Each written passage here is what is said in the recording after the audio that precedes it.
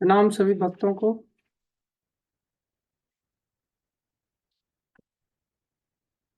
ओम ज्ञानतिमिरन्धस्य ज्ञानाञ्जनशलाकया चक्षुरुन्मीलितं येन तस्मै श्रीगुरवे नमः। गुरवे गौरचन्द्राय राधिकाय तदालये कृष्णाय कृष्णभक्ताय तद्भक्ताय नमो नमः। हरे कृष्ण। स्वागत है सभी भक्तों का। अभिनंदन है समय निकालने के लिए आप सभी का।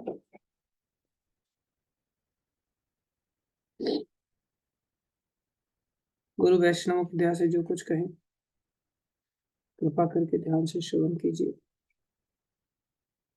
कल हम चर्चा कर रहे थे, इस अध्याय में मुख्य रूप से भगवान श्री कृष्ण ने 3 बातों को बताया है। सबसे पहली बात कि हम ये शरीर नहीं है, आत्मा है। अध्यात्म का मूल क्या है? अध्यात्म का मूल है, सबसे प्राथमिक शिक्षा है कि हम ये शरीर नहीं, आत्मा है। कोई कहे कि हम शरीर में भी तो हैं, केवल हम इतना मान करके चलें कि हम शरीर नहीं, आत्मा है, ये बात ठीक है। लेकिन थोड़े बहुत हम शरीर में भी तो हैं, इसलिए शरीर को भी इग्नोर कैसे किया जा सकता है? ये बात भी सही है कि शरीर को भी इग्नोर नहीं करना चाहिए, लेकिन आत्मा को भी इग्नोर नहीं करना चाहिए। जैसे एक व्यक्ति करीब 80-85 साल की उम्र थी उनकी, और हमारे पास आए। हमने कहा थोड़ा भजन किया कीजिए, तो वो कहने लगे कि भजन तो शरीर से ही होता है ना। मैंने हाँ, बिल्कुल सही बात है। तो बोले फिर मैं शरीर के लिए योगा करता हूँ, एक्सरसाइज करता हूँ, जिससे मेरा शरीर स्वस्थ हो जाएगा, और जब मेरा शरीर स्वस्थ हो जाएगा तब मैं भजन भक्ति करूंगा। मैंने देखा उनकी उम्र 85 साल की हो गई, अभी तक शरीर स्वस्थ ही नहीं हो रहा है। अब कब शरीर स्वस्थ होगा और कब भक्ति करेंगे? कब आत्मा के स्तर का कार्य करेंगे? ये कैसा उपहास वाली बात है।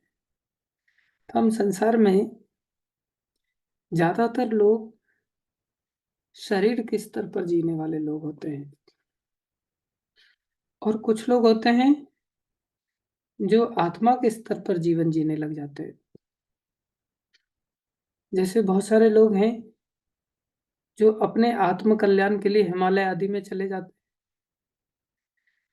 तो वो सोचते हैं बस हमने तो आत्मा ही है ना, हमें तो आत्मा के स्तर पर जीवन जीना है, तो अपना कल्याण करने के लिए हिमालय में चले जाते हैं, उद्धार की सोचते हैं, मोक्ष आदि की सोचते हैं।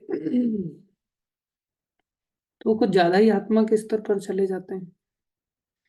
कुछ लोग पूरी तरह से ज्यादा शरीर के स्तर पर रहते हैं। अगर दोनों की तुलना की जाए तो शरीर के स्तर पर जीवन जीने वाले लोग अधिक पाए जाते हैं, और आत्मा के स्तर पर जीवन जीने वाले लोग बहुत दुर्लभ पाए जाते हैं, बहुत कम पाए जाते हैं।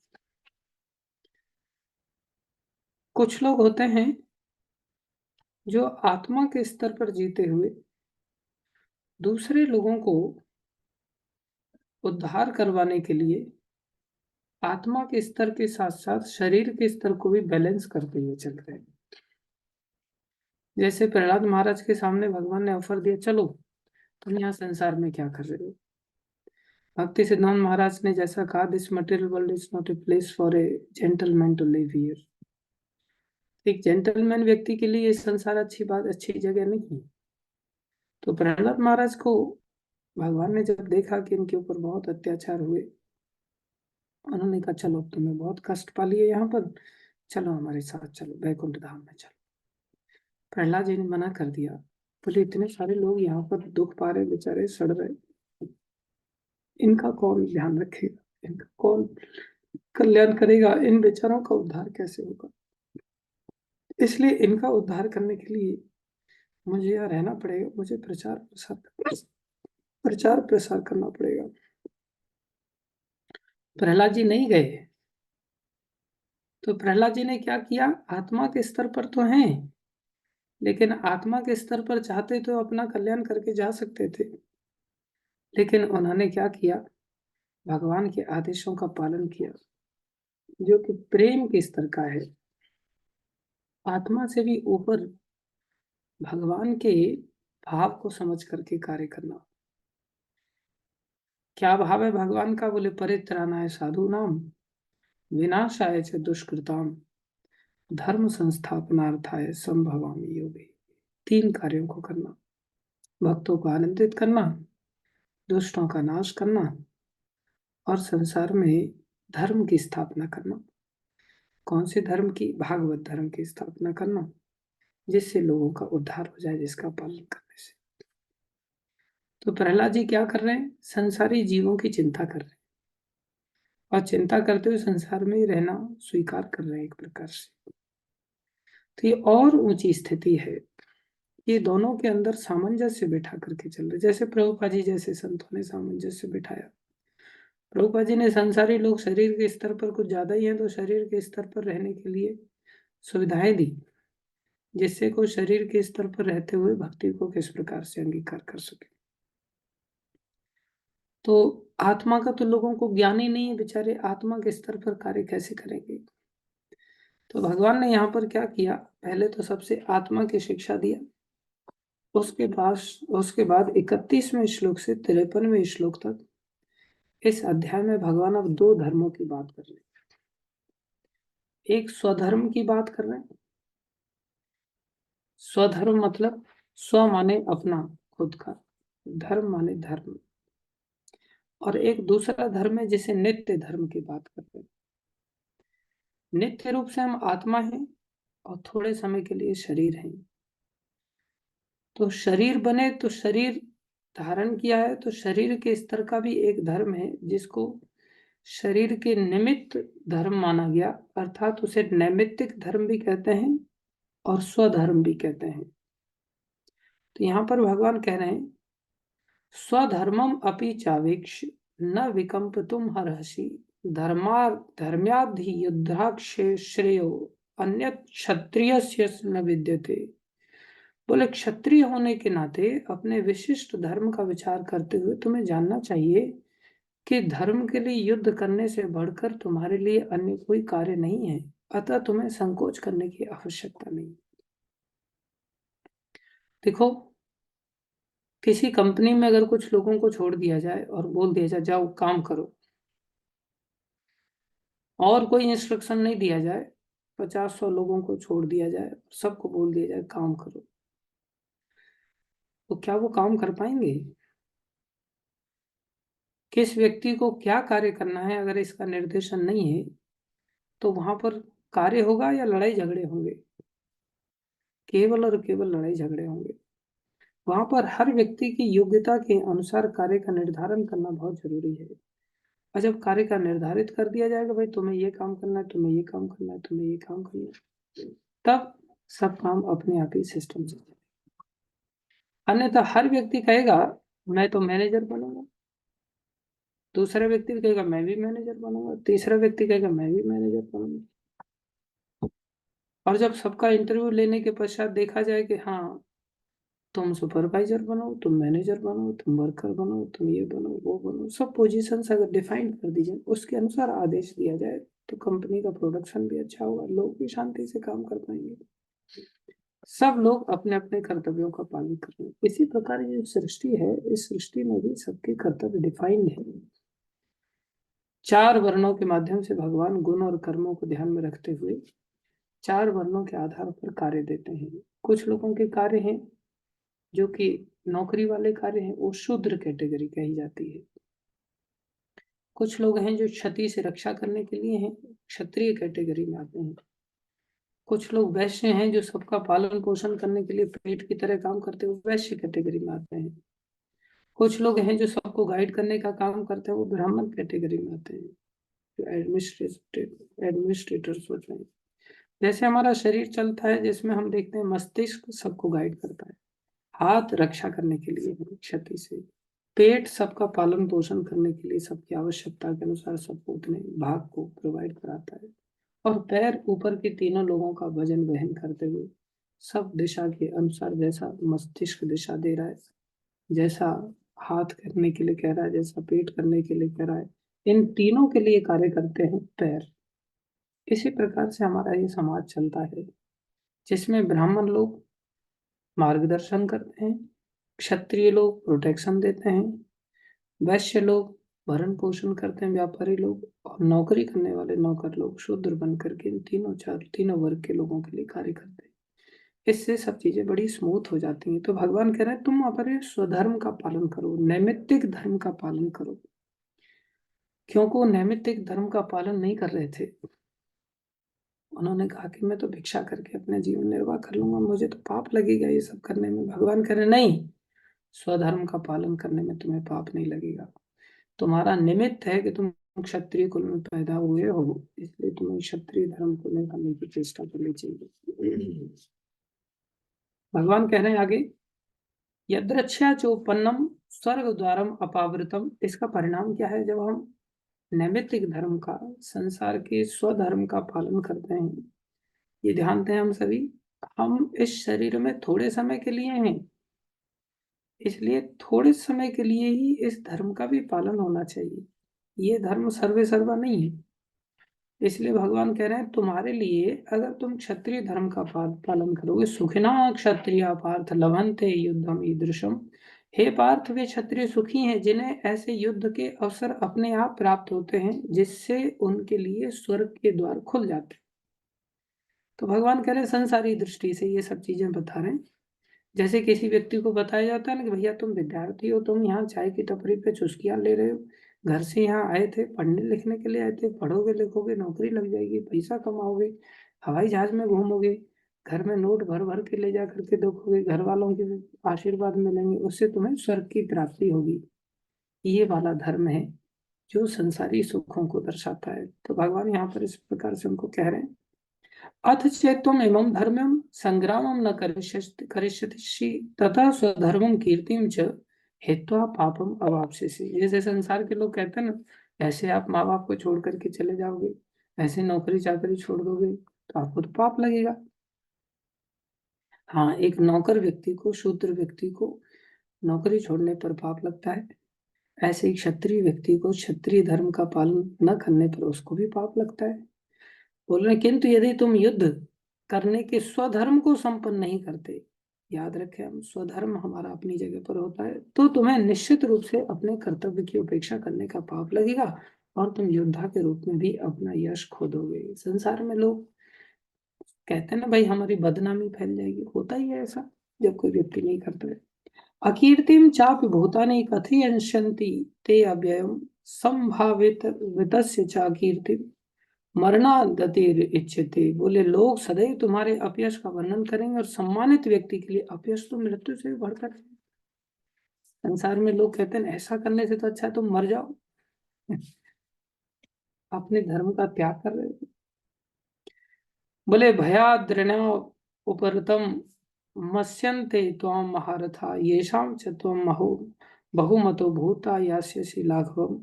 जिन जिन महान योद्धाओं ने तुम्हारे नाम तथा यश को सम्मान दिया, वे सोचेंगे कि तुमने डर के हमारे युद्ध भूमि छोड़ दी है, और इस तरह वे तुम्हें तुच्छ मानेंगे। देखो कई बार कोई व्यक्ति साधु बन जाता है ना, तो बहुत सारे लोग यहाँ तक गिर करके उसको उपहास उड़ाते हैं। लोग कहते हैं देखो इसमें संतान पैदा करने की सामर्थ्य ही नहीं थी, ये तो क्लीव था, इसके चलते ये साधु जीवन को अपना लिया, ब्रह्मचारी जीवन को अपना लिया। लोग यहाँ तक अपमान करते हैं संसारी धर्म को, जब कोई व्यक्ति पालन पोषण नहीं करता है। तो वही बात यहाँ पर कह रहे हैं कि तुम्हारा जिसने नाम सुना है वो सब तुम्हें थू थू करेंगे भाई, अपने स्वधर्म का अगर तुम पालन नहीं करो। भगवान स्वधर्म को लेकर के यहाँ पर अभी बातें समझा रहे हैं। फिर भगवान कह रहे हैं कि हाँ कहाँ तक बात जाएगी? बोले अवाच्य वादांश बहून वदिष्यन्ति तवाहिता निंदस्तव सामर्थ्य ततो दुखतरम न किम। तुम्हारे शत्रु अनेक प्रकार के कटु शब्दों से तुम्हारा वर्णन करेंगे, तुम्हारी सामर्थ्य का उपहास करेंगे, तुम्हारे लिए इससे दुखदाई और क्या हो सकता है। हतो वा प्राप्स्यसि स्वर्गम जित्वा वा भोक्ष्यसि महीम तस्माद उत्तिष्ठ कौन्तेय युद्धाय कृत निश्चय। हे कुंती पुत्र, युद्ध लड़ो। तुम यदि युद्ध से में मारे जाओगे तो स्वर्ग को प्राप्त करोगे, यदि तुम जीत जाओगे तो पृथ्वी के साम्राज्य का भोग करोगे। अतः दृढ़ संकल्प करके खड़े हो जाओ और युद्ध लड़ो। स्वधर्म में तुम्हारा ये युद्ध आता है। अब भगवान यहाँ से आगे चल करके नित्य धर्म का बात समझा रहे हैं कि नित्य धर्म के अंतर्गत क्या किया जाता है। नित्य धर्म के अंतर्गत ऐसा नहीं कि माला झोली लेकर के ही मात्र व्यक्ति जीवन जिएगा। नित्य धर्म के अंतर्गत भी सब कुछ किया जा सकता है। नित्य धर्म की महिमा कैसी है? बोले सुख दुखे समय कृत्वा लाभा लाभो जया जयो ततो युद्धाय युजस्व नैव पापम अवाप्स्यसि। तुम सुख या दुख, हानि या लाभ, विजय या पराजय का विचार किए बिना युद्ध के लिए युद्ध करो। अर्थात भगवान अभी यहाँ जो स्वधर्म था उसको हटा करके अब नित्य धर्म पर बल दे रहे हैं। नित्य धर्म हमारा क्या है कि हम नित्य आत्मा हैं। पहले तो स्वधर्म के लाभ बताए कि तुम्हें स्वर्ग का सुख मिलेगा अगर मर जाओगे, जीवित रहोगे तो संसारी सुख भोगने को मिलेगा। अब भगवान दूसरे धर्म की ओर लेकर के जा रहे हैं। कितनी बड़ी शिक्षा है, हम उसे ध्यान से श्रवण करने की चेष्टा करें। सुखे दुखे समय कृत्वा। अर्जुन, तुम्हें अपना प्रयास समता के साथ करने की चेष्टा करनी चाहिए। हम लोग, भगवान यहाँ पर अब नित्य धर्म के अंतर्गत कर्म का आदेश बता रहे हैं।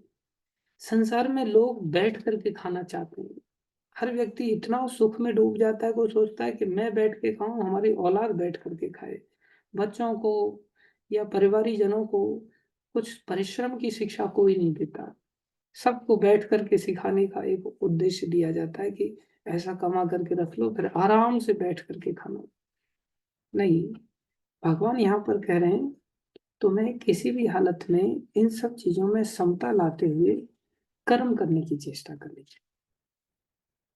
इसलिए भगवान कह रहे हैं यहाँ मैंने वैश्लेषिक अध्ययन सांख्य द्वारा इस ज्ञान का वर्णन किया है। ऐशाम ते अभेता सांख्ये बुद्धिर योगे तुनाम शृणु बुद्धया युक्त्या यया पार्थ कर्म बंधम रहस्यसि।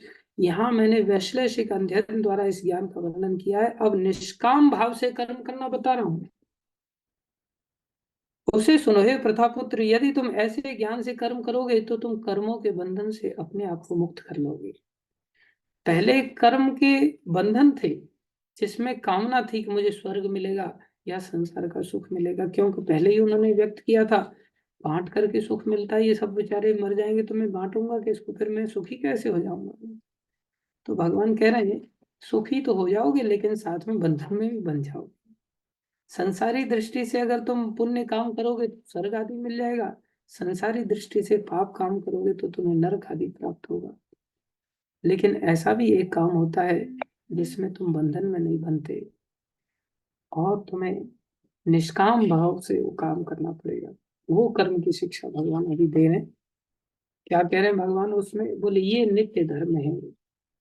ये कैसा है? नेहाभिक्रम नाशो अस्ति प्रत्यवाये न विद्यते।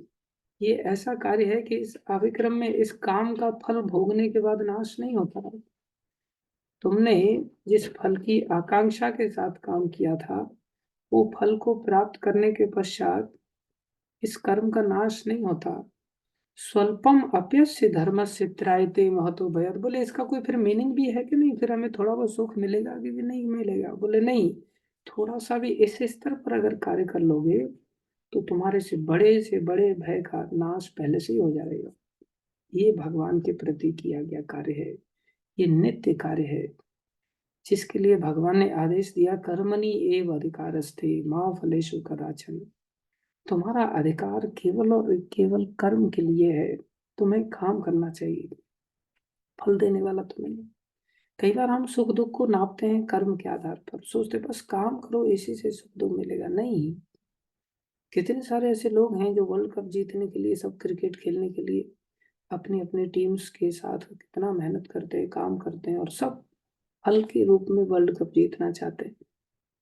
लेकिन सारी टीम काम करती हैं लेकिन अंत में सबको वर्ल्ड कप तो नहीं मिलता ना, किसी एक को ही मिलता है। कोई व्यक्ति कहे मैंने इतना गधा मजदूरी किया, मेरे को भी वर्ल्ड कप मिलना चाहिए, मेरे को वर्ल्ड कप नहीं मिलेगा भाई।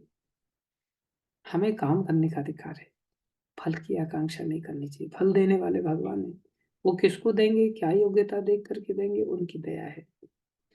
इसलिए उस स्थिति में, नहीं तो बहुत सारे लोग क्या करेंगे, वर्ल्ड कप नहीं जीत पाए तो मर गए, जीत लिए तो इतने फूल गए कि अब उनकी खुशी का ठिकाना नहीं, तो कई सारे लोग खुशी के मारे हार्ट अटैक आ करके मर जाते। तो भगवान कह रहे हैं सुखे दुखे समय कृत्वा, ये ऐसी बुद्धि के साथ काम करो कि संसारी स्तर पर तुम सोचो ही मत। फिर काम क्यों करें, बोले आज्ञा के लिए काम करो। व्यवसायत्मिका बुद्धि समाधो, यहाँ पर बुद्धि एके है करुण कुरु नंदन बहुशाखा अनंताश्य बुद्धयो अव्यवसाय। जो इस मार्ग पर चलते हैं वे प्रयोजन में दृढ़ रहते हैं। कौन सा प्रयोजन, निष्काम भक्ति का। और उनका लक्ष्य भी एक होता है। गुरुनंदन जो दृढ़ प्रतिज्ञ नहीं है, उनकी बुद्धि अनेक शाखाओं में विभक्त रहती है। कौन सी शाखाएं, जो बोले शास्त्रों से ही दी जाती है कई बार संसारी लोगों को। याम इमाम पुष्पिताम वाचम प्रबद्य विपश्चिता वेद बादरता पार्थ नान्यदस्ति वादिनः कामात्मनः स्वर्गपरा जन्म कर्म फल प्रदाम क्रिया विशेष बहुलाम भू ऐश्वर्य गतिम प्रति। अल्प ज्ञानी मनुष्य वेदों के उन अलंकारिक शब्दों के प्रति अत्यधिक आसक्त रहते हैं जो स्वर्ग की प्राप्ति, शास्त्र हमें दे रहा है कौन सी प्राप्ति, बोले स्वर्ग की प्राप्ति, अच्छे जन्म, शक्ति इत्यादि के लिए विविध सकाम कर्म करने की संस्तुति करते हैं। इंद्रिय तृप्ति तथा ऐश्वर्य में जीवन की अभिलाषा के कारण भी कहते हैं कि इससे बढ़कर और कुछ नहीं है। शास्त्र में ऐसा गाइड करते हैं, क्योंकि हम उसी स्तर के हैं। जैसे बच्चों को पढ़ाई करने के लिए मैडम कहती कि तेरे को, जैसे हमारे पिताजी लोग भी कई बार पहाड़े याद करवाने के लिए हमें कहते थे 1 रुपया मिलेगा एक पहाड़े पर, तो हम 1 रुपए के लिए पहाड़ा याद करते थे।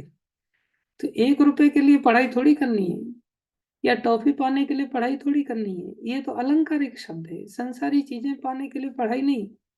मतलब छोटा 1 रुपया है, लॉलीपॉप छोटी वस्तु है, पढ़ाई से तो न जाने कितना सब कुछ प्राप्त कर सकते। तो हमारा लक्ष्य ऊपर का होना चाहिए। तो भगवान नित्य धर्म के बारे में बता रहे हैं कि नित्य धर्म के अंतर्गत जब तुम कार्य करोगे, उस कार्य की महिमा ऐसी है कि तुम्हें इन सब चीजों के प्रति आसक्त होकर के कार्य नहीं करना चाहिए। आज हम देखें सबके सब अपने अंदर झांक करके, तो हम सब फ्रूटे वर्कर हैं, फलों को देख करके कार्य करते हैं। ये बहुत छोटी बुद्धि है, ये बच्चे जैसी बुद्धि है। भगवान कह रहे हैं इससे तो हमारी बुद्धि हरण हो जाएगी, हम ठग लिए जाएंगे, हम चीट हो जाएंगे। किन चीजों से, मुख्य रूप से 2 चीजों से, भोग ऐश्वर्य प्रसक्ता नाम तया अपहर्त चेतसा, उसकी बुद्धि हरण हो गई भाई, चीट कर लिया उसको। किसने चीट कर लिया, भोग और ऐश्वर्य ने। भोग मतलब इंद्रियों का भोग, पुरुष स्त्री आदि इंद्रियों की तृप्ति के लिए भोग भोगते हैं। ऐश्वर्य मतलब उस भोग को भोगने के लिए ऐश्वर्य की आवश्यकता पड़ती है, तो ऐश्वर्य के पीछे भागते हैं। तो बोले इससे क्या होता है, व्यवसायत्मिका बुद्धि समाधौ न विधीयते, जिस लक्ष्य के लिए, जिस कार्य को निष्काम नित्य कर्म को करने के लिए जो बुद्धि दी थी, बोले भगवान ने हमारी वो बुद्धि को हरण कर लिया, क्योंकि हमने अपने आप को हरण करने के लिए प्रस्तुत किया उनकी माया के सामने। इसलिए भगवान कह रहे हैं त्रैगुण्य वेश्या वेदा नैस त्रैगुण्य भव अर्जुन निर्द्वंद्व नित्य सत्वस्थो निर्योगक्षेमम आत्मवान। वेदों में मुख्यतः प्रकृति के 3 गुणों का वर्णन हुआ है। अर्जुन इन 3 गुणों से ऊपर उठो, समस्त द्वैतों और लाभ तथा सुरक्षा की सारी चिंताओं से मुक्त होकर के आत्मपरायण बनो। आत्मपरायण जैसे ही कोई बन जाता है, आत्मा के परायण मतलब आत्मा के पीछे पीछे चलने वाला, जब उसे ज्ञान हो जाता है कि मैं शरीर नहीं आत्मा हूँ। आत्मपरायण व्यक्ति का क्या लक्षण होता है, बोले आत्मा भगवान श्री कृष्ण की अंश है, आत्मा परम आत्मा भगवान श्री कृष्ण की अंश है। इसलिए वो भगवान के परायण हो जाता है, भगवान के आदेश का पालन करता है। तो फिर ऐसे योगक्षेम आदि की किसी भी चीज की कोई चिंता करने की आवश्यकता नहीं होती। निर्योगक्षेम, हम सब योगक्षेम के पीछे पड़े रहते हैं, हमारी चीजों की आपूर्ति कहाँ से होगी। अरे जब आपके पास 2000 का नोट आ गया तो क्या 10 रुपए की चिंता करने की जरूरत है। जब भगवान आपके सेवक बन गए तो फिर संसार में योगक्षेम करने की आवश्यकता नहीं रह जाती। भगवान के भक्त तो इतने जैसे एक भक्त हुए जिनका नाम परमानंद जी था, ऐसे भक्त थे, वो उत्सव मनाते थे, भंडारे करते थे, इतने उदार भाव से साधु संत सभी भक्तों के लिए भंडारे करते सबको कि भगवान बड़े आनंदित होते। एक दिन क्या हुआ कि उन्होंने भगवान को उल्हाना दिया और भगवान को कहने लगे, मैं क्या अपने दामाद लोगों को बुलाता हूँ क्या खिलाने पिलाने के लिए, हलवा पूड़ी वगैरह? आपको क्या लगता है मैं बेटी बेटा परिवारी जनों को बुला करके भंडारा करता हूँ? आप यहाँ पर व्यवस्थाओं को देख नहीं सकते कि कितनी आवश्यकताएं हैं, कमी क्यों पड़ जा रही है? अरेंजमेंट नहीं कर सकते? इतनी देर में भगवान साक्षात रूप से प्रकट होकर के 200 स्वर्ण मुद्राएं लेकर के प्रकट हो गए और कहने लगे, ये लो भैया 200 स्वर्ण मुद्राएं। जैसे ही भगवान 200 मोहरों की थैली देने लगे, परमानंद जी कहते हैं, अरे इसकी क्या आवश्यकता थी, ये सब क्यों दे रहे हैं? तो भगवान कहते हैं, नहीं देता तो उल्हाना देते हो कि जैसे मैं मेरे बेटा बेटी परिवारी जनों को बुला करके भोजन करा रहा हूँ क्या? अरे सब आप ही के भक्त तो है, साधु संत हैं, इन सबके लिए भोजन व्यवस्था बना रहा हूँ, आपके यहाँ पर रहते हुए कमी क्यों पड़ रही है? तो उल्हाना दे रहे हो, जब मैं ला करके दे रहा हूँ तो कह रहे हो कि दे क्यों रहे हो, इसकी क्या आवश्यकता है? आपको तो निष्किंचन भक्त प्यारे होते हैं, अकिंचन भक्त प्यारे होते हैं, जो कामना नहीं करते हैं, इसलिए मैं क्यों कामना करूं, ले जाओ इसको, मेरे को नहीं चाहिए। बोले रखना है रखो, लेकिन आगे से उलाना मत देना मेरे को। भगवान कलयुग में आकर के भी ऐसी लीलाएं करते हैं। तो ऐसे व्यक्ति को फिर अलग से अरेंजमेंट कुछ करने की जरूरत है? उन्होंने 200 स्वर्ण मुद्राएं ले ली भगवान से कि भगवान को लौटाना अच्छी बात नहीं, जब भगवान दया करके दे रहे तो क्यों लौटाएं। ले लिया उन्होंने और लेकर के बहुत सुंदर उत्सव मनाने लग गए। तो उसको इस स्तर पर योगक्षेम करने की आवश्यकता है क्या, चिंता करने की आवश्यकता है? भगवान ने तो घोषणा किया, ऐसे भक्तों के लिए योगक्षेम वहामि हम, मैं स्वयं वहन करता हूँ, बशर्ते ऐसा भक्त होना चाहिए। इसलिए भगवान आगे कह रहे, यावान अर्थ उदपाने सर्वतः संप्लुतोदके तावान सर्वेषु वेदेषु ब्राह्मणस्य विजानत। एक छोटे से कुएं का सारा कार्य एक विशाल जलाशय से तुरंत पूरा हो जाता है। अब छोटे से कुएं की जगह पे जब आपको विशाल जलाशय मिल गया तो वहां कुआं खोदोगे क्या? इसी प्रकार वेदों के आंतरिक तात्पर्य को जानने वाले को उनके सारे प्रयोजन सिद्ध हो जाते हैं। आंतरिक तात्पर्य क्या है? भगवान की प्रशंसा, भगवान की प्रसन्नता। वेदैश्च सर्वैर अहम एव वेद्य, वेदों का सबसे बड़ा जो फल है वो भगवान कह रहे हैं वो मुझे जानना है।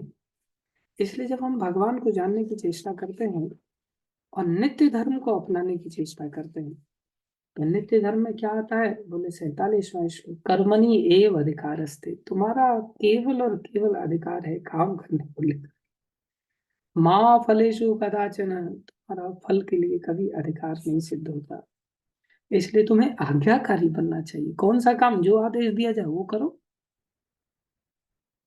पहले तो भगवान ने स्वधर्म सिखाया, नैमित्तिक धर्म सिखाया, नैमित्तिक धर्म के अनुसार उनको बताने की चेष्टा किया, लेकिन उससे श्रेष्ठ धर्म है नित्य धर्म, जिसकी भगवान शिक्षा दे रहे। माँ कर्म फल हेतु रुभु, पहले तुम कर्म के हेतु हो, तुम तो कर्म के भी हेतु नहीं हो, तो फल के हेतु कहाँ से हो गए? ये शरीर तुमसे कर्म, शरीर के द्वारा तुम नहीं कर सकते, ये शरीर तो मैं चला रहा हूँ।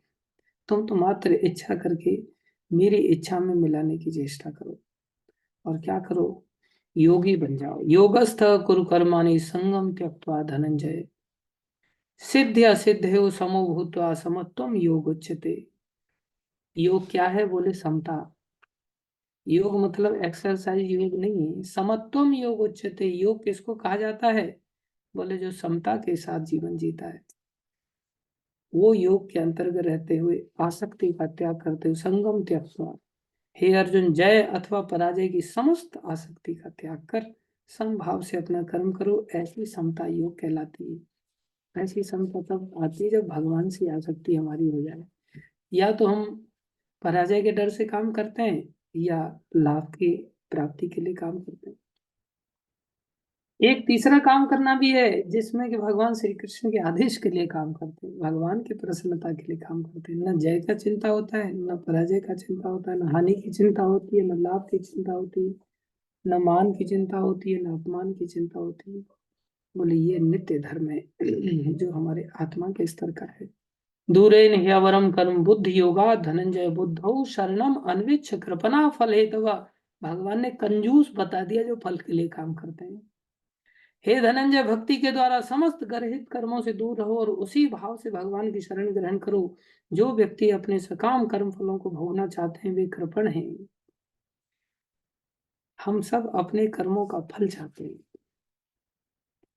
ये कंजूसी हमारे अंदर भरी पड़ी है। भगवान कह रहे हैं वो शरणागत व्यक्ति नहीं।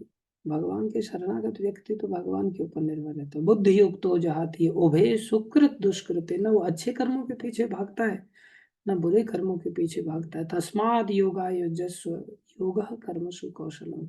बोली यही कर्म की कुशलता है। भक्ति में संलग्न मनुष्य इस जीवन में भी अच्छे तथा बुरे कार्यों से अपने को मुक्त कर लेता है।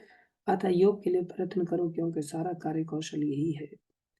51वें श्लोक में भगवान फिर नित्य धर्म की महिमा वर्णन करे। कर्मजम बुद्धि युक्ता ही फलम त्यक्त्वा मनीषिणः।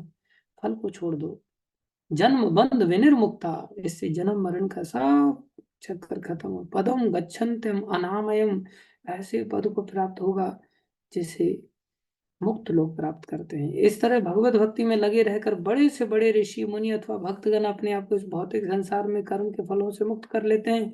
इस प्रकार वे जन्म मृत्यु के चक्र से छूट जाते हैं और भगवान के पास जाकर उस अवस्था को प्राप्त करते हैं जो समस्त दुखों से परे है। संसार में तो कहीं भी ब्रह्मलोक तक चले जाओ, सुख दुख से मुक्ति तो है ही नहीं। और सुख दुख से मुक्ति कहनी पड़ रही है, वास्तव में दुख से मुक्ति कहीं नहीं, क्योंकि सर्वत्र सुख तो है ही नहीं, केवल दुख ही दुख है। कहीं सुख है ही नहीं।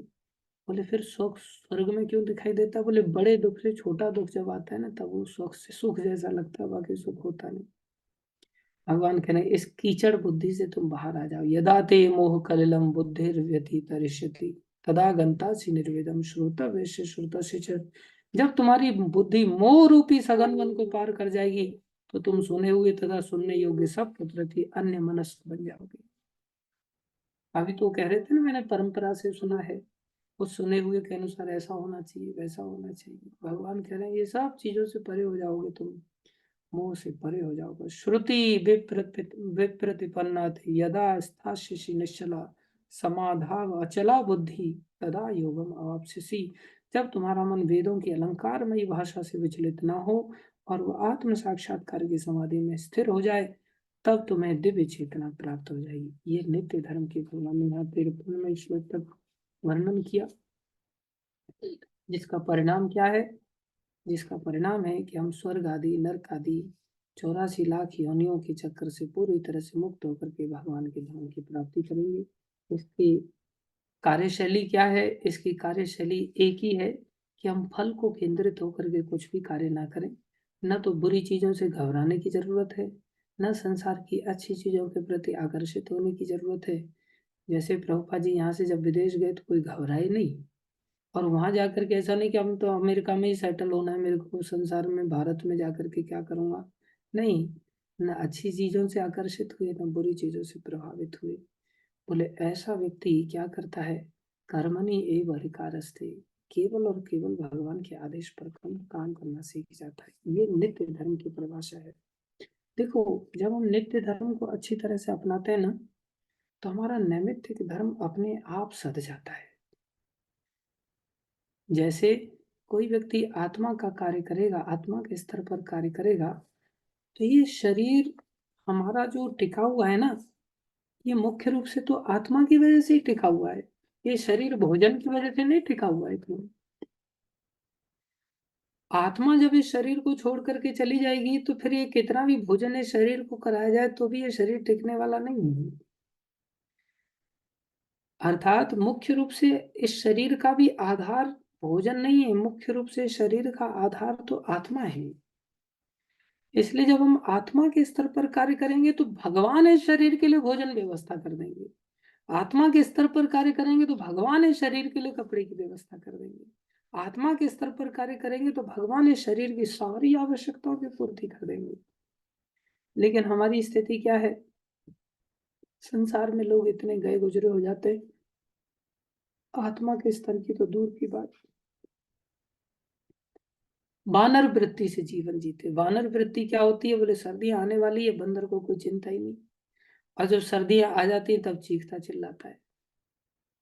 तो वो तो एक प्रकार से मनुष्य शरीर से भी नीचे जानवर के स्तर पर हम सभी आ चुके हैं, जिसमें हम शरीर के स्तर के धर्मों को भी नहीं अपनाते, स्वधर्म को भी नहीं अपनाते, नैमित्तिक धर्म को भी नहीं अपनाते। नित्य धर्म की हमारे पास कब समझ आएगी?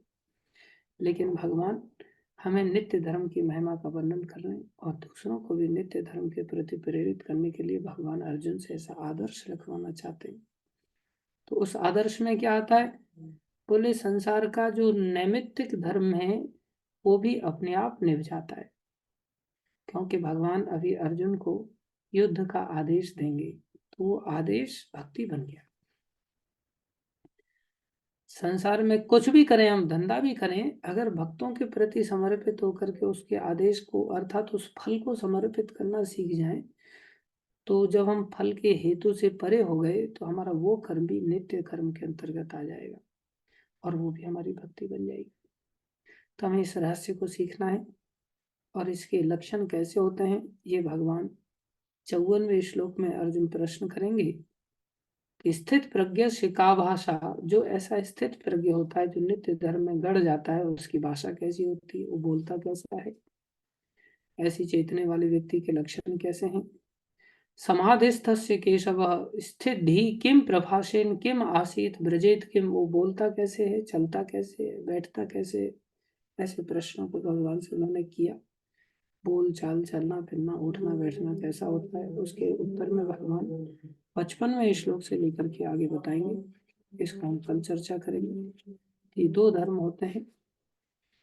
आत्मा जब हम नहीं जानते तो नित्य धर्म को पहचान ही नहीं सकते, और शरीर मान करके हम जीवन को जीने लगते हैं। शरीर के धर्मों को वर्णाश्रम धर्म के अनुसार हम जीवन नहीं जी पाते, ये हमारा दुर्भाग्य है। आत्मा के स्तर पर जीवन जिए तो हमारा परम सौभाग्य होगा। हमें आत्मा के स्तर को समझना है और जीवन को आगे बढ़ाना है। उसके लक्षण कैसे होते हैं उसको भी आगे चल करके बता रहे हैं, उसको हम कल सीखेंगे। थैंक यू, धन्यवाद सभी भक्तों का धैर्यपूर्वक श्रवण करने के लिए। कोई प्रश्न है किसी का तो पूछ सकता है। कृष्णा, ये तो सारी चीजें हैं, तो इसके साथ में आप अपने परिवार का और उन सब का कैसे कर सकते हैं? मतलब अपना तो कर ही सकते हैं, अपना तो आप कर ही सकते हैं भक्ति से, लेकिन आपके साथ में आपके परिवार का या जो आपके पूर्वज हैं उनका कैसे कर सकते हैं आप? हाँ देखिए, आसक्ति के तार में कर्मों का बहाव होता है। कोई व्यक्ति किसी से, जैसे दुर्योधन ने पाप कर्म किया, दुशासन ने पाप कर्म किया, लेकिन मारे सबके सब 98 भाई भी मारे गए उनके साथ में, जबकि उन्होंने तो द्रौपदी के बालों को पकड़ करके खींचा ही नहीं था। तो उनका हनन क्यों हुआ? बोले उनका आसक्ति के कारण। उनकी आसक्ति दुर्योधन में थी, तो दुर्योधन के पाप कर्मों का बोनस उन लोगों को भी मिल गया, उन लोगों को मिला तो उनका भी नाश हो गया। इसी तरह से जब हम भक्ति करते हैं और भक्ति करने के कारण हमारे अंदर जो हमारे पूर्वजों की या हमारे परिवारिक जनों की जो आसक्ति होती है, उस आसक्ति के कारण उन लोगों को भी लाभ मिलता है।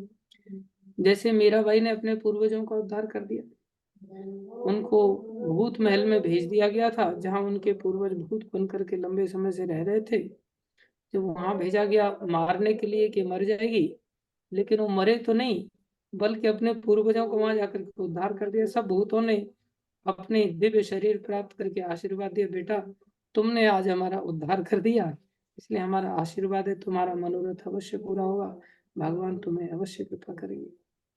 तो इस प्रकार से पूर्वजों का भी उद्धार कर दिया हमने। एक भक्त तो सबका उद्धार कर देता है, बन जाए कोई भक्त बस। ठीक है योगेश जी, हरे कृष्णा। हरे कृष्ण। यस सची दुलाल प्रभु।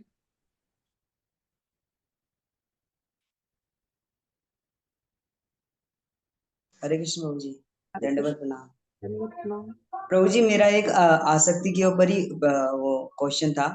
Yes. प्रभु जी अगर हम मंदिर में भी बड़े समय तक रह रहे हैं तो कुछ चीजों से हमारा अटैचमेंट हो ही जाता है, और मैं किसी को पॉइंट आउट तो नहीं करूंगा, लेकिन बड़े बड़े सीनियर डिवोटी को भी देखते हैं ना, अगर उनके सामान को भी हम छू देते हैं या मतलब प्लेस चेंज कर देते हैं, तो उनको भी बहुत क्रोध आ जाता है। ये हमें कैसे समझना चाहिए और हमें इससे कैसे निकल सकते हैं? हाँ, देखो, आसक्ति तो एक लोटे से भी हो जाती है किसी को, तो फिर वो बंधन का कारण बनती है। इसलिए भक्तों को भी, सीनियर डिवोटीज को भी आसक्ति नहीं होनी चाहिए। उनकी भी आसक्ति केवल और केवल भगवान से होनी चाहिए। लेकिन वो वस्तुओं को भगवान की देख करके अगर आसक्त होते हैं, ये सोच करके कि इन वस्तुओं का दुरुपयोग नहीं होना चाहिए, वस्तुएं नष्ट नहीं होनी चाहिए, एक एक चीज जो है भगवान की सेवा के लिए उपयोगी है। मान लो ये चीज नष्ट हो जाएगी तो दूसरी चीज लानी पड़ेगी, उसमें भगवान का ही धन खर्च होगा, ऐसा सोच करके अगर उसका केयरिंग भाव से अगर उसमें वो ध्यान रखते हुए नाराज होते हैं, तो वो नाराजगी ठीक है। लेकिन अगर वो अपना समझ करके दूसरे की वस्तु भाड़ में जाए, मंदिर में पड़ी है, सड़ रही है, उससे प्रति उनका कोई ध्यान नहीं, और केवल अपने लिए जो उपयोग में वस्तु आ रही है उसको कोई हाथ भी नहीं लगाएगा, उसका तो भोक्ता केवल मैं ही हूँ, ऐसी भोग बुद्धि के साथ अगर वो उस वस्तु को आसक्त होते, तो वो आसक्ति ठीक नहीं है। तो हो सकता है वो लंबे समय से मंदिर में रह रहे हैं और संसारी दृष्टि से वो सीनियर डिवोटी के रूप में दिखाई दे रहे हैं, लेकिन वो सीनियर डिवोटी है नहीं। फिर काल से कोई व्यक्ति सीनियर नहीं बन जाता कि इतने साल का व्यक्ति हो गया इसलिए सीनियर डिवोटी है। भक्ति केवल इसी जीवन की भक्ति नहीं होती, भक्ति अनादि काल से चली आती होती है। तो कई बार छोटा सा बच्चा है, अगर वो अनासक्त है और भगवान की संपत्ति समझ करके हर वस्तु का ध्यान भी रख रहा है, लेकिन अपनी भोग बुद्धि से उसका ध्यान नहीं रख रहा है, तो बालक भी सीनियर है। तो जैसे नारद जी वर्णन करते हैं प्रहलाद जी के बारे में एक सभा में, कि बोले प्रहलाद जी इतने गुणवान हैं कि उनके गुणों का मैं भी वर्णन नहीं कर सकता। तो नारद जी उस बच्चे को इतना बड़ा भक्त मान करके चल रहे हैं, बताओ।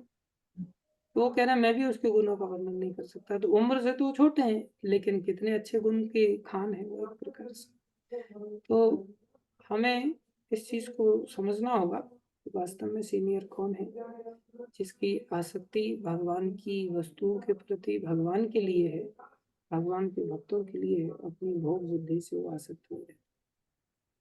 ठीक है। धन्यवाद, थैंक यू। यस किशन प्रभु।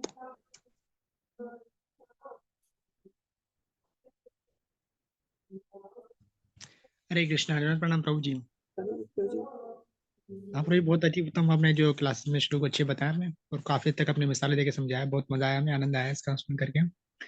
प्रभु इसमें थोड़ा सी संशय ये आ रहा था मुझे कि हम लोग आत्मा और शरीर के बीच में थोड़ा सा चर्चा कर रहे हैं यहाँ पर। तो जो आत्मा है प्रभु जी, वो हमें दिखाई तो नहीं देती है, जैसे पिछले श्लोक में आया था कि आत्मा को कुछ लोग अजूबा मानते हैं, आश्चर्य में रहते हैं, वो परेशान रहते हैं आत्मा के लोग, लेकिन डिस्टर्बेंस क्रिएट होती है दिमाग में उनके। तो हमें आत्मा हमारी आंखों से तो दिखाई नहीं देती है, इसलिए हम आत्मा पे यकीन भी नहीं रखते हैं, ठीक है ना प्रभु। लेकिन हमें दिखाई जो देता है वो शरीर दिखाई देते हैं। तो इसलिए ज्यादातर जो लोग होते हैं वो शरीर के बारे में ही सोचते हैं, शरीर होना चाहिए, ऐसा होना चाहिए, वैसा होना, शरीर के बारे में ज्यादा चिंता हो रहती है हमारे यहाँ। लेकिन आत्मा और शरीर में अगर कोई ऐसा डिफरेंस हमें क्लियर हो जाए ना कि आत्मा एक अलग चीज है और शरीर कुछ अलग चीज है, तो हो सकता है हम दोनों चीजों को सोच पाए कि आज शरीर के लिए इतना काम करना है और आत्मा के लिए हमें इतना काम करना है। हाँ। कोई कठिन नहीं है इस चीज को समझना। जैसे मान लो गाड़ी है, कोई कार है, कार के अंदर ड्राइवर है और ग्लास काले हैं, तो ड्राइवर दिखाई तो नहीं दे रहा है हम्म, क्योंकि काले ग्लास है। लेकिन गाड़ी चल रही है, तो ये दिमाग में आएगा कि नहीं आएगा कि गाड़ी के अंदर ड्राइवर है?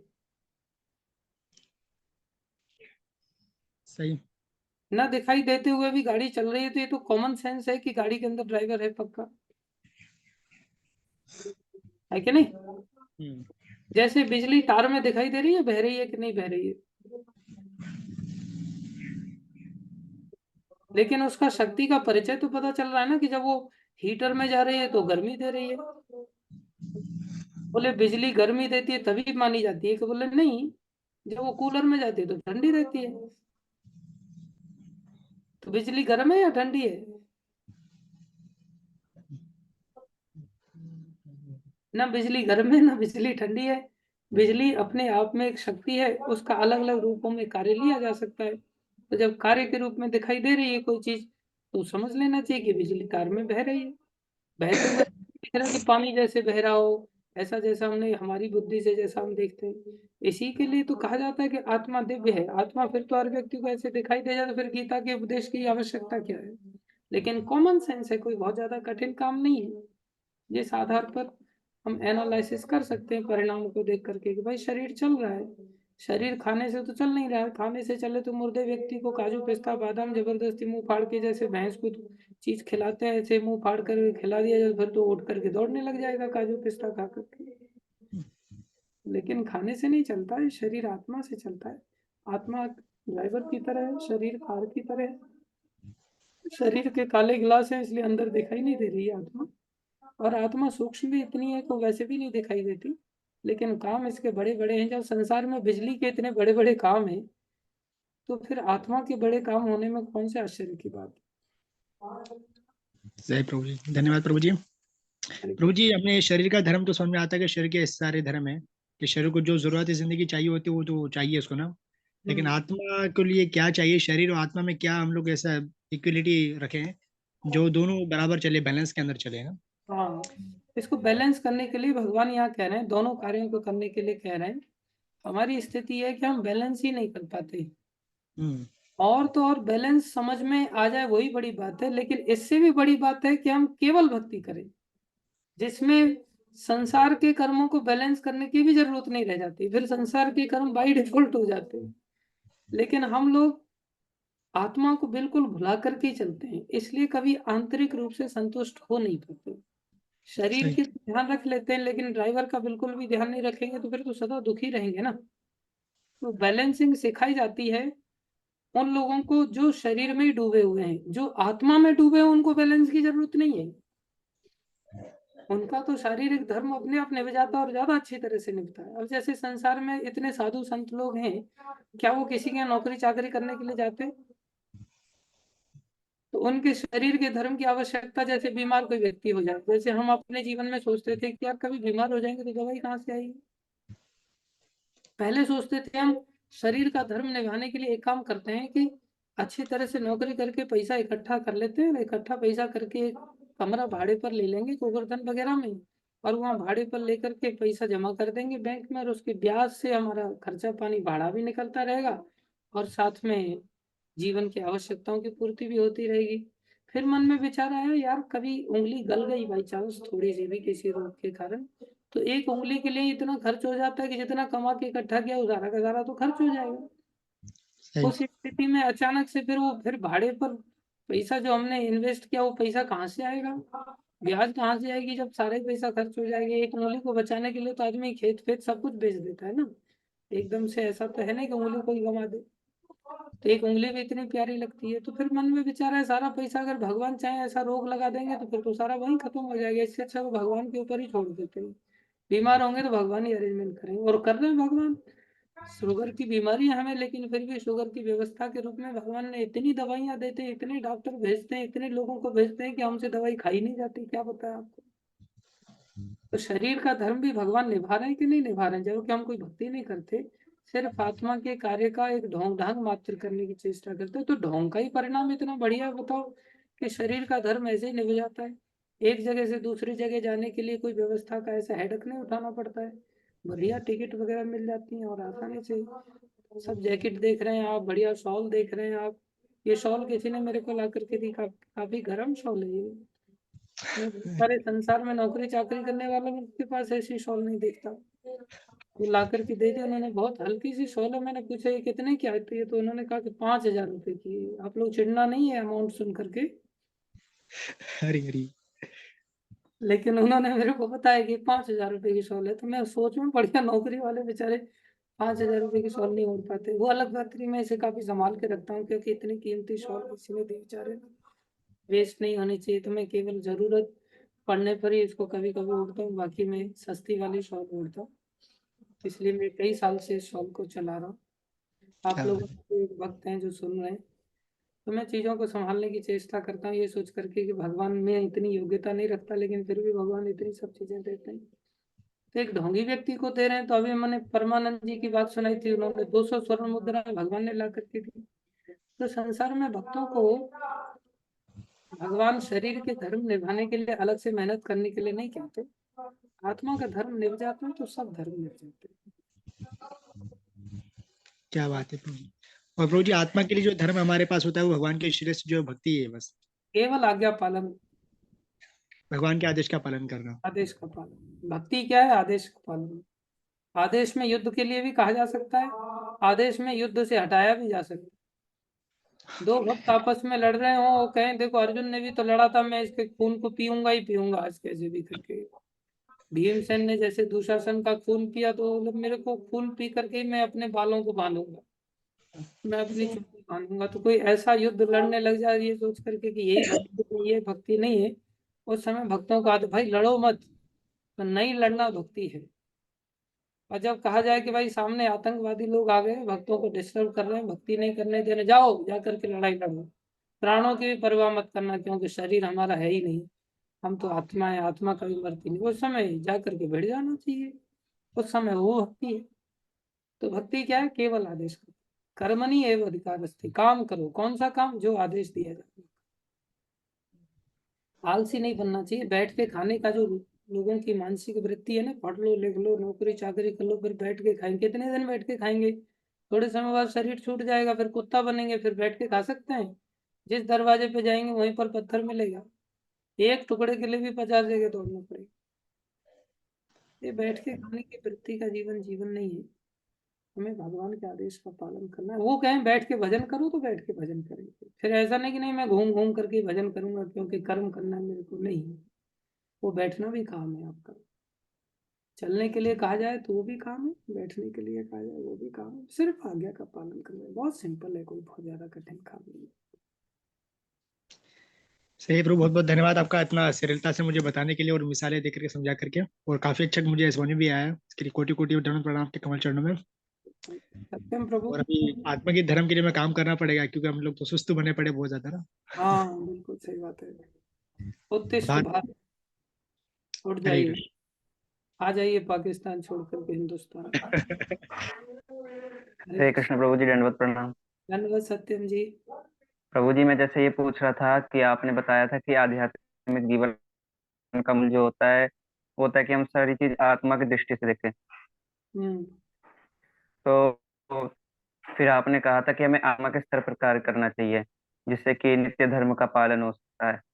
तो फिर जैसे अभी है हम भौतिक स्थिति में, तो हम्म। फिर हमारा कर्म जैसे है कि हमें इंजीनियरिंग करनी है या कोई कॉम्पिटिटिव एग्जाम जो है क्लियर करना है, हम्म। तो फिर उसको हम आत्मा के स्तर पर कैसे समझ कार्य कर सकते हैं? हाँ देखो, ये हमारी एक बीमारी है कि हम हर कार्य को जो हमें अच्छा लगता है हम चाहते हैं कि वो हमारा कार्य आत्मा के स्तर पर आ जाए, ये बीमारी है। जबकि क्या कार्य आत्मा के स्तर पर होना है क्या नहीं होना है ये गुरु डिसाइड करेंगे। वो हमें किस कार्य में लगाएंगे, किस कार्य में उनको अच्छा लगता है कार्य में लगाना, वो उनका डिसीजन है, उसे हमें करना, वो वास्तव में आत्मा का कार्य है। लेकिन हमें इस बीमारी को भी ध्यान में रखते हुए गुरुजन कार्य करते, तो वो क्या कहते, ठीक है अब तुम नहीं इसको छोड़ पा रहे हो तो ऐसी स्थिति में एक काम करो कि इसको भगवान की सेवा में लगा। तो जैसे हम इंजीनियरिंग कर रहे हैं, तो कोई इंजीनियरिंग कर रहा है तो उसको कैसे आत्मा के कार्य में लगा सकता है? बोले उसका लक्ष्य इंजीनियरिंग से अहंकार को पैदा करना नहीं होना चाहिए कि मैं इंजीनियर कहलाऊंगा, मैं साइंटिस्ट कहलाऊंगा, मेरे को इतनी बड़ी तनख्वाह मिलेगी, ऐसा नहीं। उसने सोचना चाहिए मुझे इंजीनियरिंग करने का यहाँ सौभाग्य मिला है, मैं इतने सारे स्टूडेंट्स के बीच में रहता हूँ, बाकी मुझे ये कंप्लीट होने के बाद कोई फल की आकांक्षा तो है नहीं कि मुझे इंजीनियर लड़की चाहिए या मेरे को सॉफ्टवेयर फील्ड में जाना है, अमेरिका जाना है, इधर जाना है, उधर जाना है। मेरा कोई ऐसा भौतिक लक्ष्य नहीं है। मेरा लक्ष्य है कि मेरे को इंजीनियरिंग करने का यहाँ मौका मिला है, मैं गुरुजी की आज्ञा के अनुसार प्रचार कार्य करूँ। तो इंजीनियरिंग के जो विद्यार्थी हैं उनके बीच में मैं रात दिन रह रहा हूँ, तो बाहर से कोई सैफरॉन डिवोटी आकर के तो इनके बीच में आसानी से प्रचार कर नहीं पाएगा। इनके बीच में मैं इनके जैसा ही हूँ, तो मैं इनके बीच में ऐसा एग्जाम्पलरी बन जाऊं कि मैं इनके बीच में टॉपर बन के दिखा दूं। जब मैं इनके बीच में टॉपर बन जाऊंगा तो इनकी श्रद्धा मेरे अंदर आ जाएगी, श्रद्धा आ जाएगी तो मैं इनको भक्ति सिखा दूंगा, जैसे प्रहलाद जी ने भक्ति सिखाया। उनकी कोई ऐसा नहीं था कि उनकी कोई रुचि थी हिरण्यकश्यपु इंटरनेशनल आसुरी गुरुकुल के अंदर जाने की, समझ रहे हो? तो आसुरी गुरुकुल था हिरण्यकश्यपु का, फिर भी वो जाते थे ये सोचकर। अब उन्होंने सोचा अब मैं इसे आत्मा का कार्य कैसे बनूं, तो उन्होंने उन विद्यार्थियों को ही प्रीच करना चालू कर दिया। अभी जिन लोगों के बीच में रह रहे हो वो भी तुम्हें अपने जैसा ही देखेंगे ना, अपने जैसा देख करके वो तुम्हें आसानी से सम्मान करेंगे। तुम लोगों के बीच में रहते हुए बम फोड़ सकते हो अच्छा खासा। तो हमें प्रचार कार्य को लक्ष्य बनाना है। तो लक्ष्य बना लिया प्रचार का, तो अभी मैं सोचता हूँ कई बार कि मेरे को फिर से इंजीनियरिंग में एडमिशन मिल जाए तो मैं उन लोगों के बीच में जाकर के, अब तो कम से कम सैकड़ों लोगों को मैं ब्रह्मचारी बनाऊंगा निकालने के लिए। लेकिन अभी ऐसा पॉसिबल नहीं है ना, अभी वो जी बिल्कुल। अपॉर्चुनिटी लोगों के पास है। तो आप लोगों ने हर ईयर में, हर सेमेस्टर में ऐसे मार्क्स लेकर के आना है और साथ में ऐसा सुंदर भक्ति करके दिखाना है, उनको ऐसे प्रचार करना है कि वो लोग भी सोचेंगे कि यार ये, इसमें भी एक नंबर है जैसे अर्जुन थे, साथ में भगवान के परम भक्त हैं, सबसे बड़ी योद्धा है। तो इस तरह से उन्होंने उस चीज को भक्ति में कल्टीवेट कर लिया, सब भक्ति कर लिया। हम क्या करते हैं कई बार, सर तो घुसा दिया उसमें, और जब सर घुसा दिया तो उसमें से बिना कंप्लीट किए निकल तो सकते नहीं। कंप्लीट करते तो मर जी गिर एकदम से, ऐसे जैसे हमें कोई पूछे ही नहीं, एकदम हमारी बेदर होती रहती। सब लोग देखो साधु बन गया है ना, इसके चलते इसके इतने कम मार्क्स आ रहे हैं। हर व्यक्ति उसी चीज को लेकर के उंगली उठाता है। तो हमें ऐसी अच्छी पढ़ाई करनी चाहिए जिससे कि हम एग्जाम, या तो छोड़ दो, आज्ञा पालन करने के लिए पूरी तरह से समर्पित हो जाओ, दी बेस्ट। नहीं कर पा रहे हो, उसमें ही रह रहे हो, तो उसको प्रचार का एक कारण बना लो, तो वो आपकी भक्ति बन जाएगी। उसके लिए आपको एक नंबर रहना चाहिए उस क्षेत्र में। जी प्रभु जी। और एक प्रश्न और था मेरा कि जैसे Yes. अभी आपने कहा कि हर कार्य आत्मा के स्तर पे नहीं होते हैं, तो जैसे मैं बोल रहा था, तो एक ही हम बहाना मान रहे एक प्रकार से कि इंजीनियर भी हो जाए और उसमें झूठा थप्पा लगा दें कि ये आत्मा के स्तर पर कार्य हो रहा है। हाँ, तो हमें ये लगता है, ढूंढना होगा कि हमारे लिए जी प्रभु जी। वो लग जाता है ठप्पा भी, मैं कह ऐसी रहा था बात कि नहीं जैसे है कि आपने उस गलत दिन है। बता। जी। गलत नहीं है, वो ठप्पा जी। लग जाता है, हमें जस्ट थोड़ी मेहनत ज्यादा करनी पड़ेगी। जी। और जैसे आपने उस दिन बताया था कि हमें पता करना चाहिए कि हमारे लिए कौन सा कार्य निश्चय है और कौन सा कार्य श्रेय है। हम्म, तो हम कैसे निश्चय कार्य के क्या गुण होते हैं जो हम उसको आइडेंटिफाई कर सकते हैं कि ये हमारे लिए निश्चय है और ये श्रेय है। ये तो गुरु बताते हैं हमें।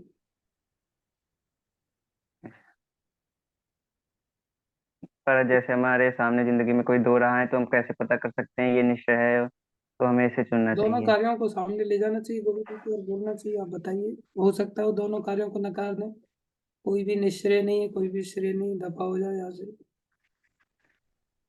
हो सकता है दोनों में से कोई दे दे, हो सकता है तीसरा दे दे। हमें हर चीज के लिए गुरु की आवश्यकता पड़ती है। गुरु, साधु, जी। शास्त्र, तीनों चीजों का मार्गदर्शन हमारे जीवन में होना चाहिए। जी प्रभु जी, आपका बहुत बहुत धन्यवाद। हरे कृष्ण, धन्यवाद। यस नरेंद्र प्रभु।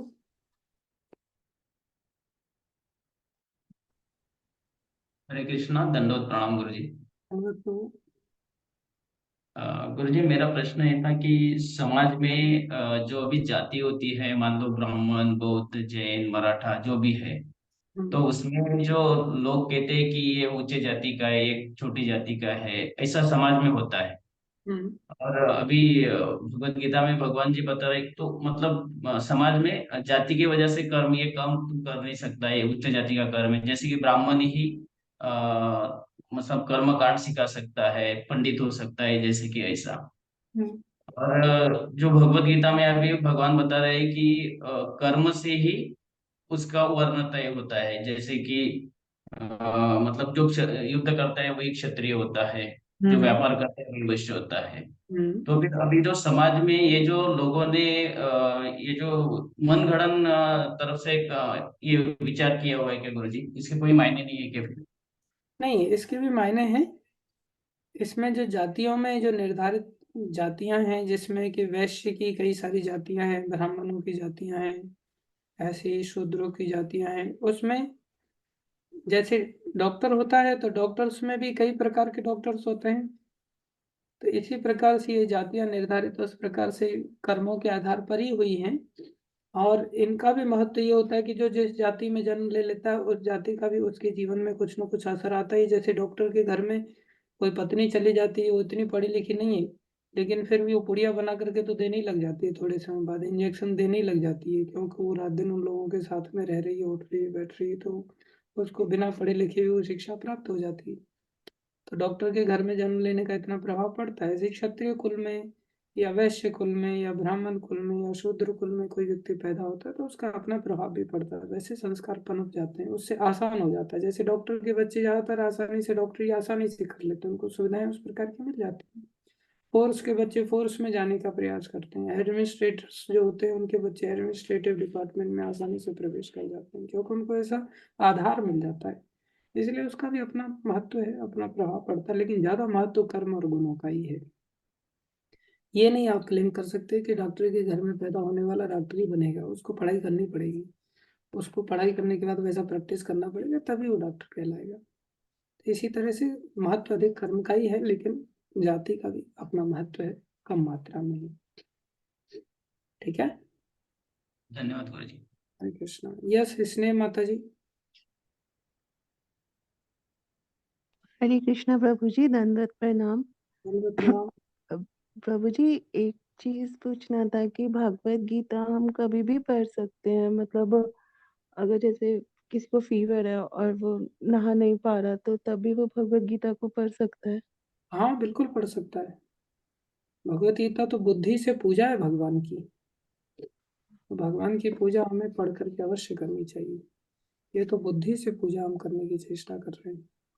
उठते और उठते जागते कभी भी भगवत गीता पढ़िए। प्रभु जी, एक चीज और पूछनी थी। अभी जैसे आप बता रहे थे कि हमें गुरु जी से मतलब सहायता लेनी चाहिए अगर हम किसी कार्य के लिए मतलब नहीं डिसाइड कर पा रहे हैं। हम्म। पर प्रभु जी, हर वक्त तो गुरु जी हमारे लिए अवेलेबल नहीं होते हैं। मतलब और हमारा मतलब हम जिन गुरु जी से पूछना चाहते हैं या जिनसे हम बात करना चाहते हैं, तो कई बार ऐसा होता है कि हमारा उनसे कोई कनेक्शन भी नहीं होता। तो ऐसे में क्या कर सकते हैं? ऐसी जगह के लिए ही गुरु साधु शास्त्र तीन चीजों का हमें अवसर दिया है, जिसमें हमें गुरु नहीं तो साधु हैं, साधु नहीं तो शास्त्र हैं। तो कभी दोनों मिल जाते हैं, इसलिए एक ही गुरु नहीं होता, दीक्षा गुरु भी होते हैं, शिक्षा गुरु भी होते हैं, अन्य गुरु भी शिक्षा गुरु एक ही नहीं हो सकते, अन्य भी बनाए जा सकते हैं। तो हमें हमेशा ही किसी न किसी के टच में अवश्य रहना चाहिए, गुरु साधु शास्त्र तीनों में से जी, निर्णय लेना आसान। धन्यवाद प्रभु जी। Hare Krishna. Thank you, thank you. धन्यवाद सभी भक्तों का धैर्यपूर्वक श्रवण करने के लिए। Hare Krishna. We will end here. भगवान की वाणी भगवती तक की जय। श्री प्रभुपाद की जय। वांछा कल्पतरुभ्यश्च कृपा सिंधुभ्यश्च।